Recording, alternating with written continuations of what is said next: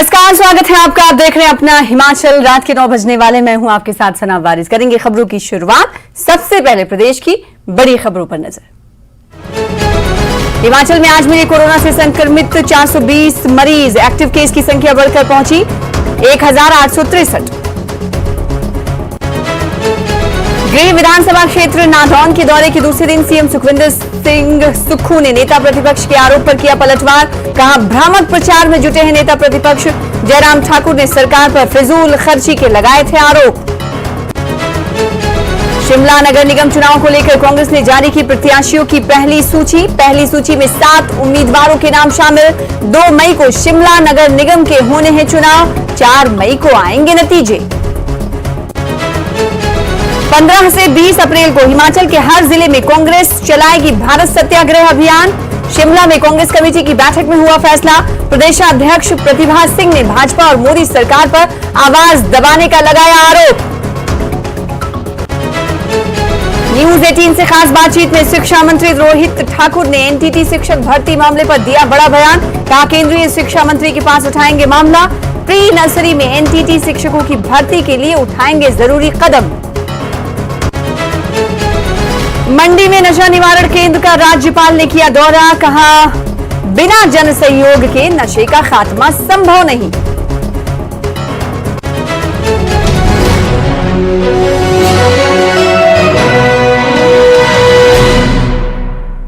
Bulletin की शुरुआत आज की प्रदेश की सबसे बड़ी खबर से करेंगे। शिमला नगर निगम चुनाव के लिए कांग्रेस ने प्रत्याशियों की पहली लिस्ट जारी कर दी है। कांग्रेस की पहली लिस्ट में 7 उम्मीदवारों के नाम शामिल हैं।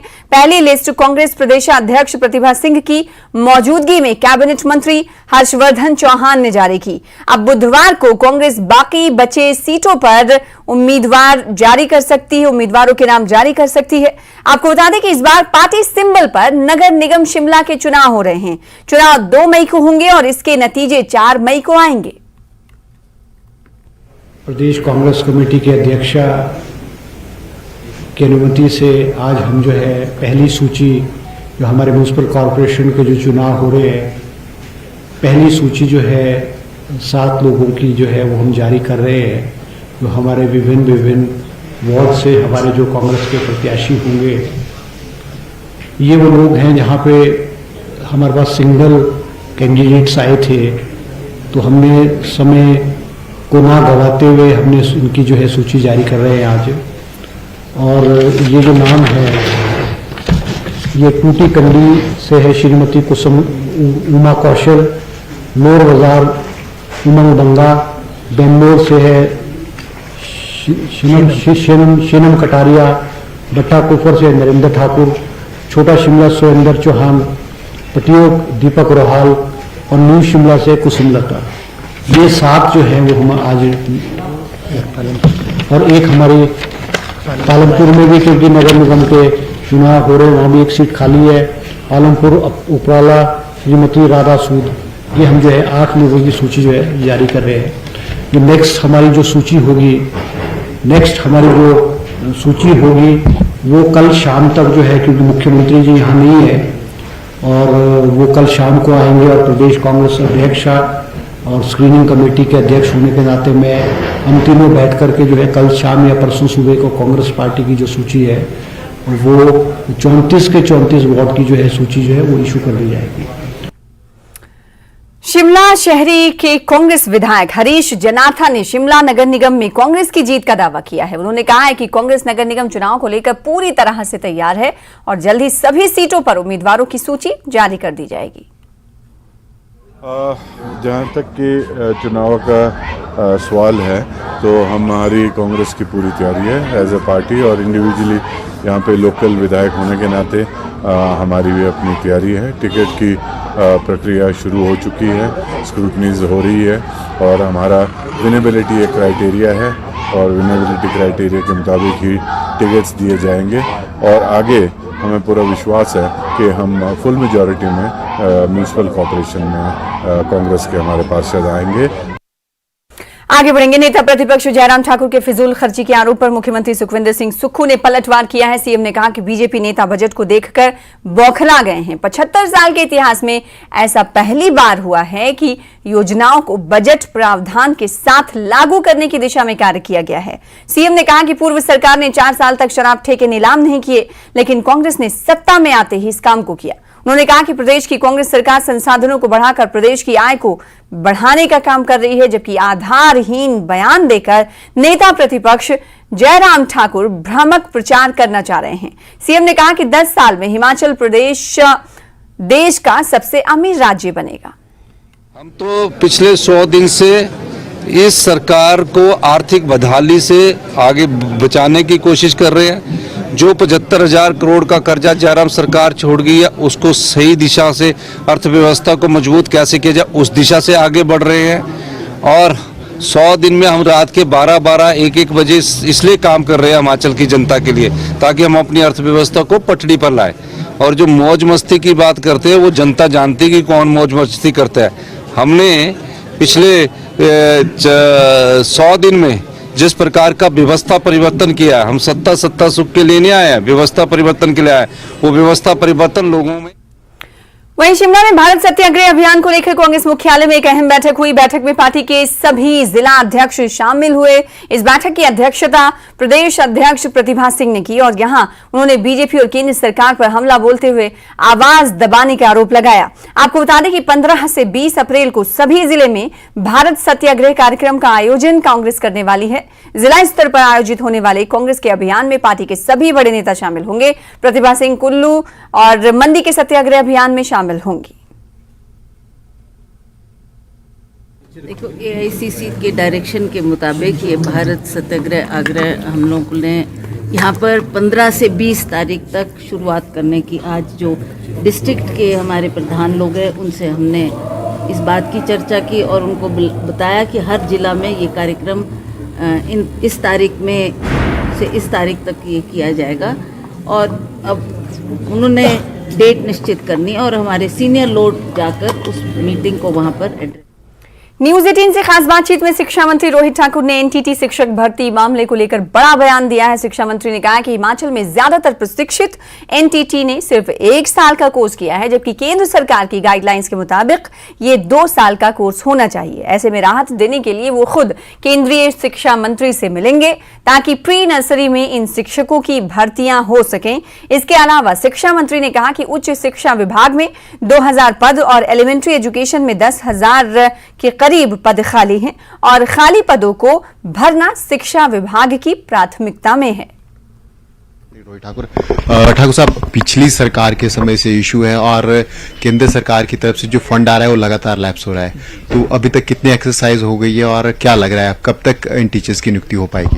ये एनटीटी का इशू काफी समय से चला है और लगभग कोई 5 साल के आसपास हमारी पोस्टें भी रिक्त पड़ी है। और जो मुख्य बाधा आ रही जिसके कारण रिक्रूटमेंट ना पिछली सरकार के कार्यकाल के दौरान हुई 5 वर्षों में और साथ ही साथ हमें तो अभी मात्र 3-1 महीने हुए हैं, इसमें जो मुख्य बाधा आ रही है वो यही है कि जो गवर्नमेंट ऑफ इंडिया की गाइडलाइंस है उसमें मिनिमम जो आपकी ट्रेंड क्वालिफिकेशन चाहिए है हमारे टीचर्स की वो 2 वर्ष की है और जो ट्रेंड मैन पावर प्रदेश के विद इन है वो मात्र 1 वर्ष की है। इस मैटर को हम टेकअप करें गवर्नमेंट ऑफ इंडिया के साथ और पत्राचार चला है और व्यक्तिगत रूप से स्वयं मैं दिल्ली जानूंगा और अपने जो एजुकेशन मिनिस्टर है धर्मेंद्र प्रधान जी उनसे भी मिलूंगा और भी जो हमारे अन्य जो वरिष्ठ नेता है वर्तमान में चाहे अनुराग ठाकुर जी की बात हो, सबसे मिलने का प्रयास किया जाएगा ताकि इसका समाधान निकाला जा सके और ये रिक्तियां शीघ्र भरी जाए।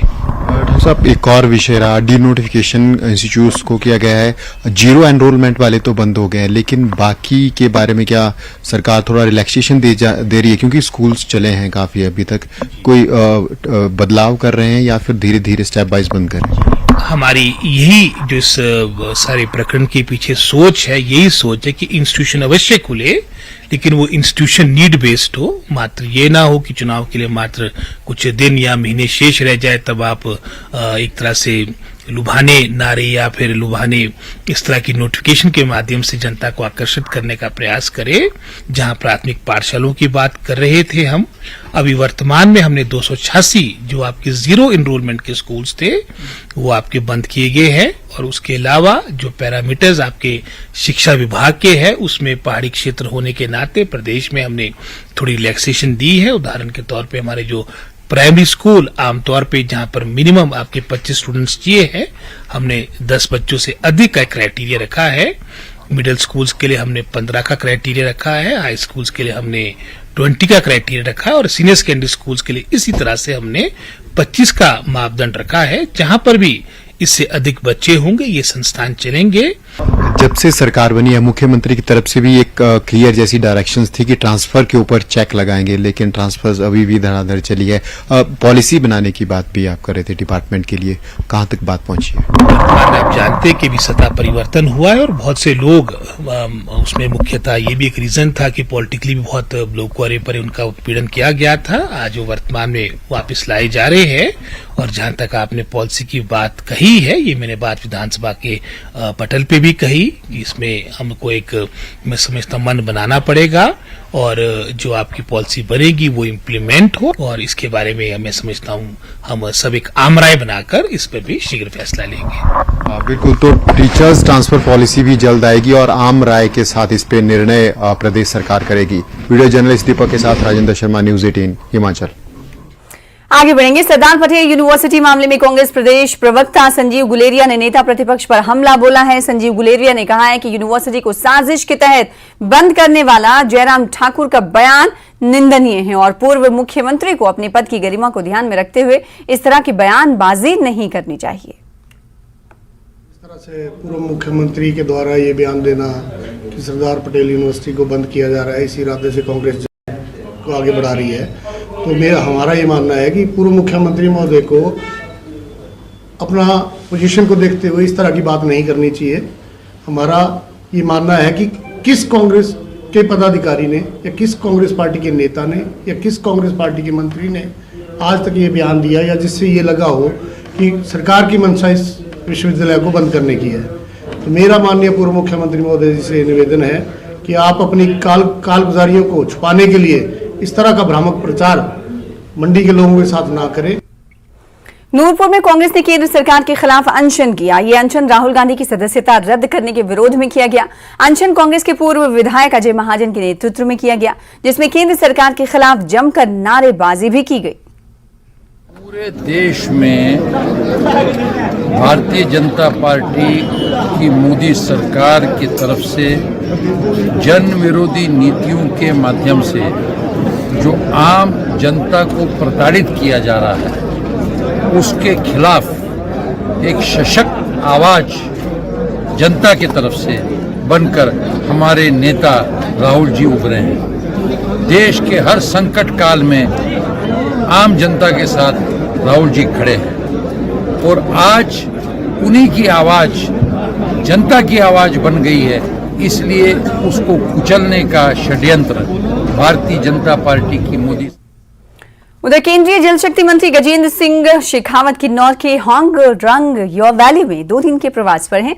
यहां उनका लोगों ने पारंपरिक स्वागत किया। उन्होंने होंग रंग वैली के तहत आने वाले 8 ग्रामीण इलाकों की समस्याएं भी सुनी। इस दौरान उन्होंने कई बार जमीन पर उन्हें बैठना पड़ा। केंद्रीय मंत्री ने गांव के बुजुर्गों से भी मिलकर उन लोगों के हालचाल जाने। लोगों ने यहां सर्दियों में पीने के पानी की समस्या, सड़क, बिजली गुल होने की शिकायत के साथ ही अस्पतालों और कार्यालयों में खाली पड़े पदों को भरने की मांग रखी। केंद्रीय मंत्री ने जल्द ही समस्याओं को दूर करने का भरोसा दिलाया। इस दौरान राजस्व एवं जनजातीय विकास मंत्री जगत सिंह नेगी भी मौजूद रहे।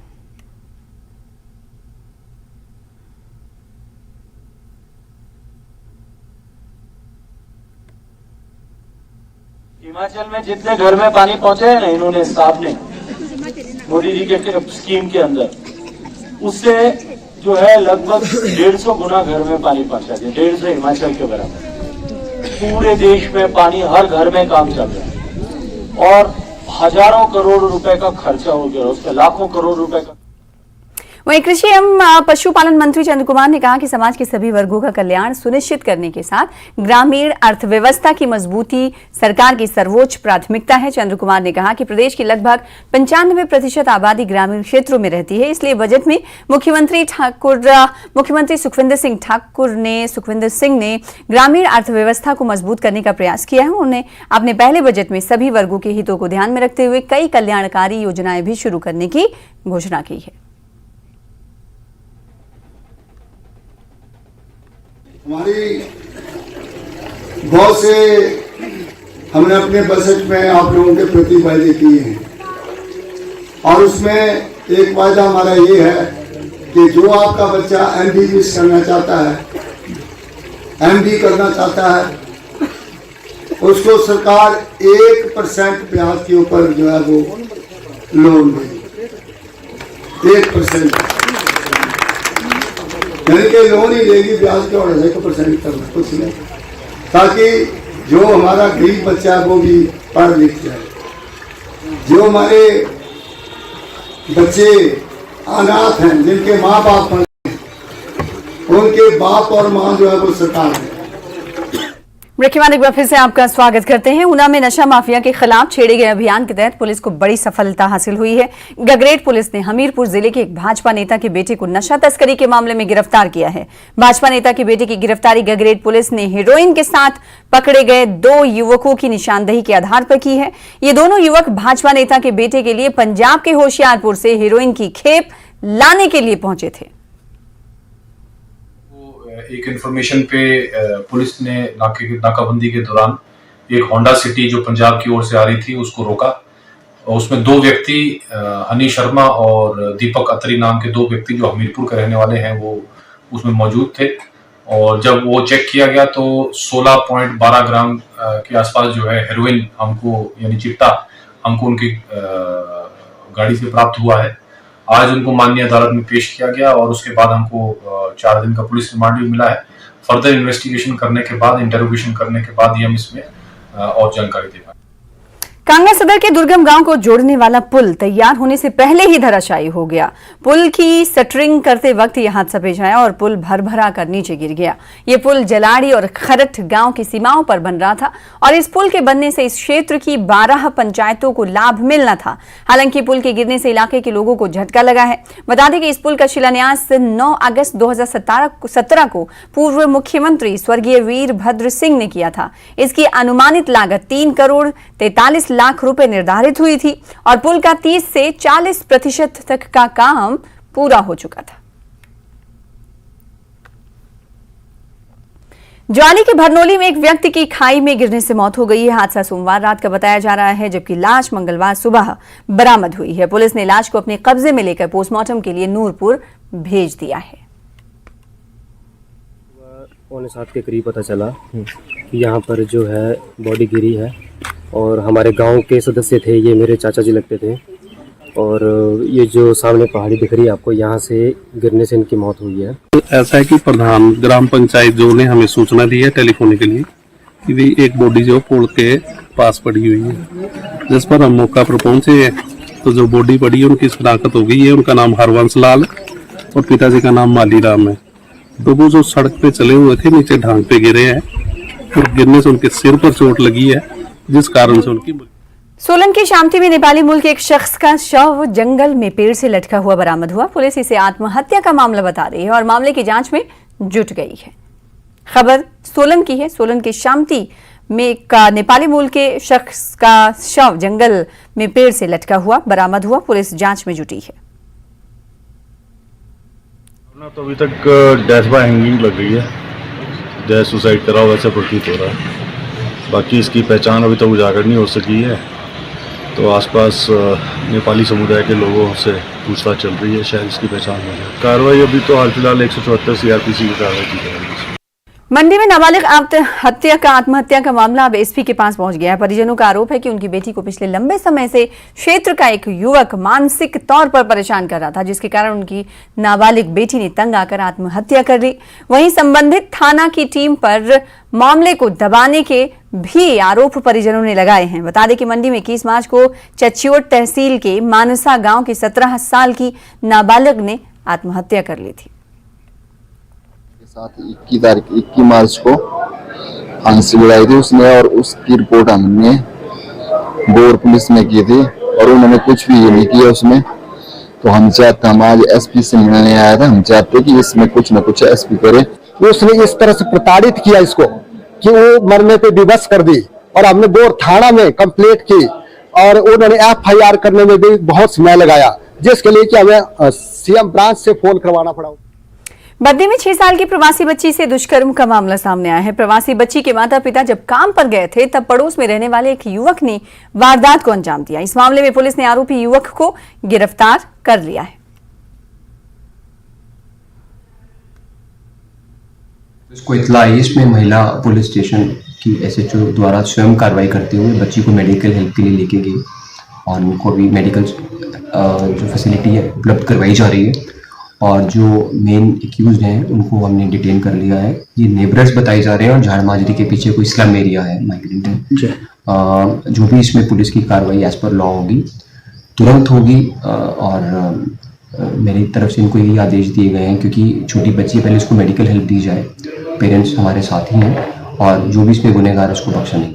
उधर बद्दी में सड़क पर एक युवक की लाश संदिग्ध हालत में पाई गई। शव मलपुर गांव में सड़क किनारे पड़ा हुआ था, जिसकी सूचना स्थानीय लोगों ने पुलिस को दी, जिसके बाद मौके पर पहुंचकर पुलिस ने शव को पोस्टमार्टम के लिए सिविल अस्पताल बद्दी भेज दिया। अब इस मामले में पुलिस जांच में जुट गई है और आसपास के इलाके के CCTV फुटेज भी खंगाल रही है। फिलहाल मृतक युवक की पहचान नहीं हो पाई है।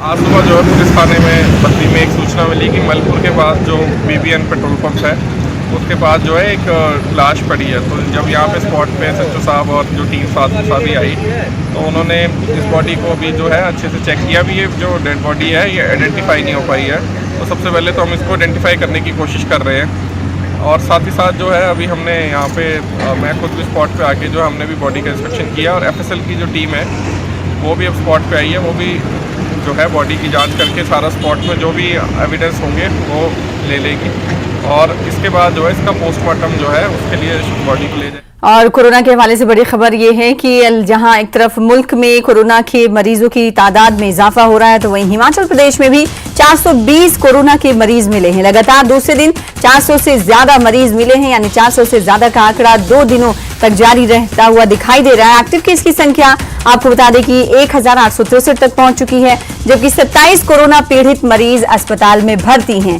तो बड़ी खबर, जहां एक तरफ देश भर में कोरोना के केसेस में इजाफा हो रहा है, 5000 से अधिक केसेस रोजाना ओवरऑल दर्ज किए जा रहे हैं, तो वही हिमाचल प्रदेश भी इससे अछूता नहीं है। हिमाचल प्रदेश में भी कोरोना के संक्रमण में इजाफा होता हुआ दिखाई दे रहा है। पिछले 24 घंटे यानी आज की अगर हम बात करें तो 420 कोरोना के नए मरीज मिले।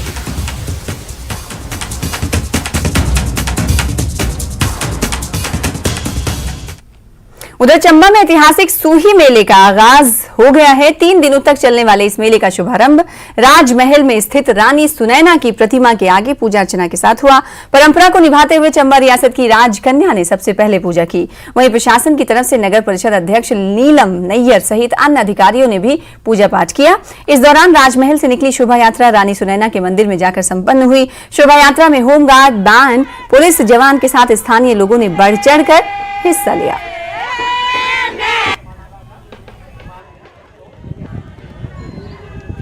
हम बरमौर से भी आती हैं और यहाँ चंबा में भी होती हैं। वो भी हमारा 3 दिन का प्रोग्राम चलता है। ईस्वी का मेला बड़े सालों से चल रहा है। अब मेरे को भी अभी 35 साल से मैं मना रही हूँ ईस्वी का मेला।